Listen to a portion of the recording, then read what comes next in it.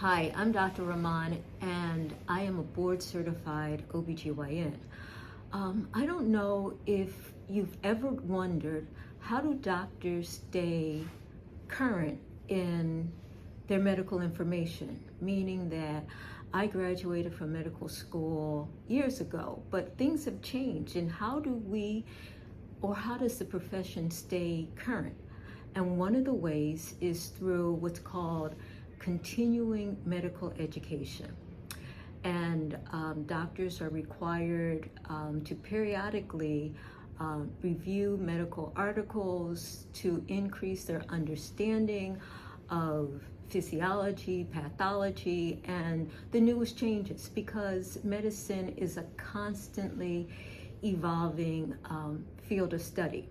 And so I was actually doing some continuing medical education, and I came across a very interesting article about hypnotherapy and its possible use for women or people in general who are experiencing urinary urge incontinence. So I think I should probably stop and explain what urinary urge incontinence is. If you've ever seen that commercial that says, "When I gotta go," that's it.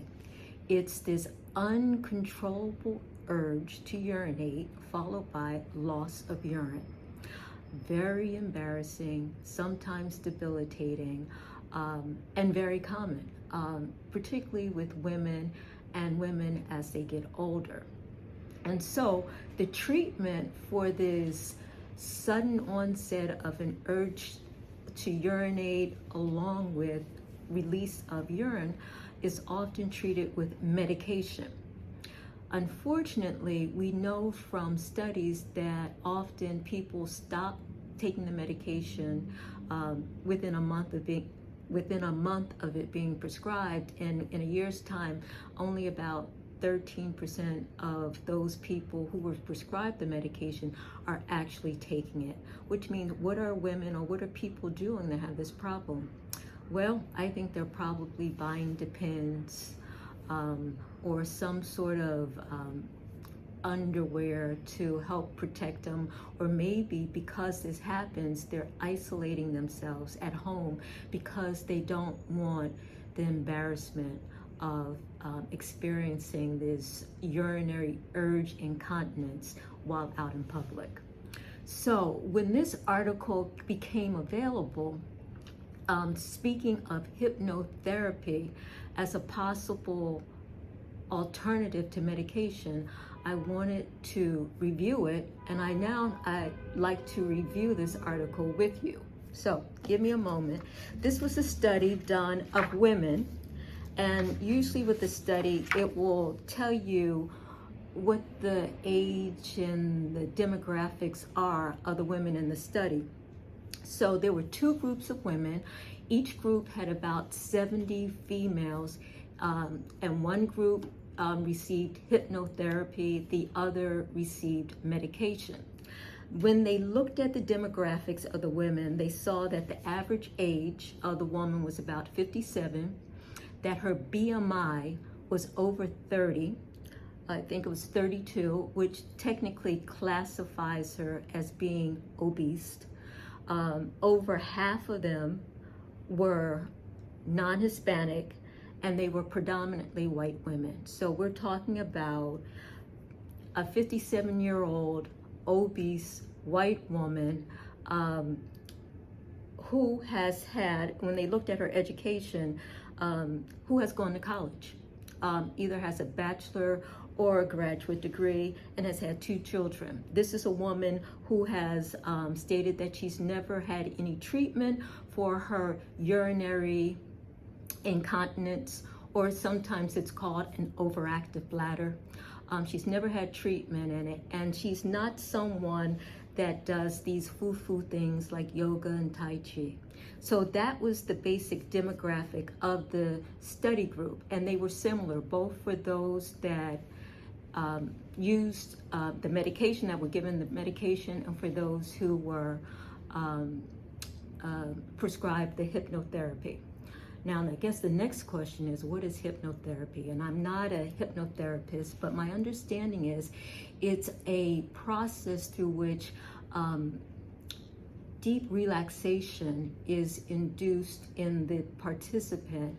And with this deep relaxation, changes can be made.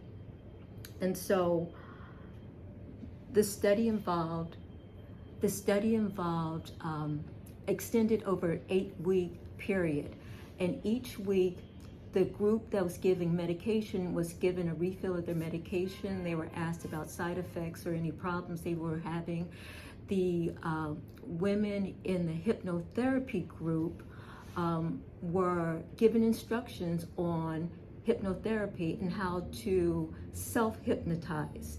Additionally, they were talked about feelings of embarrassment and shame associated with the urinary incontinence, and they were encouraged to think of positive solutions or things that they could do that would make them feel not as bad if this were to happen. So 8 consecutive weeks, either taking medication or hypnotherapy. And at the end of the 8-week period, the women did a 3-day journal to see how many episodes of urinary incontinence was experienced after going through this 8 weeks of treatment.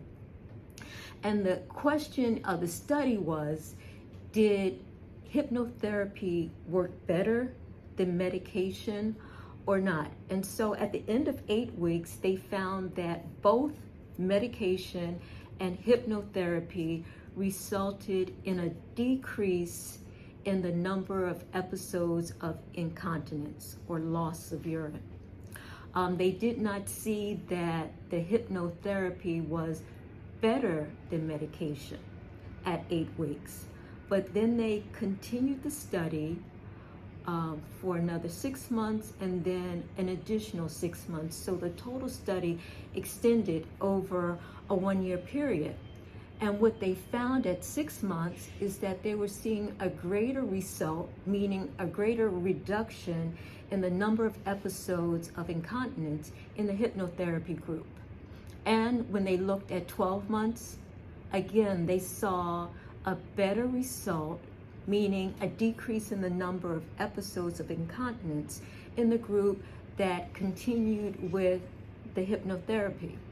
The authors of the study actually were surprised that patients continued with the hypnotherapy beyond the 8 weeks, and that they were compliant with it. And so they concluded this by saying that this may actually be a possible alternative for women, or actually people in general, but the study was for women who experience urinary stress incontinence. And so maybe, I should say that it's not clear how the mind-body works, but there's the thought that if the receptors are, for lack of a better term, super sensitive, being able to put yourself in a relaxation state helps to decrease the sensitivity.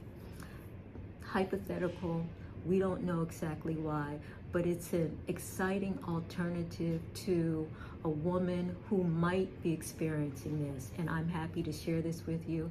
I'm Dr. Rahman. Take care.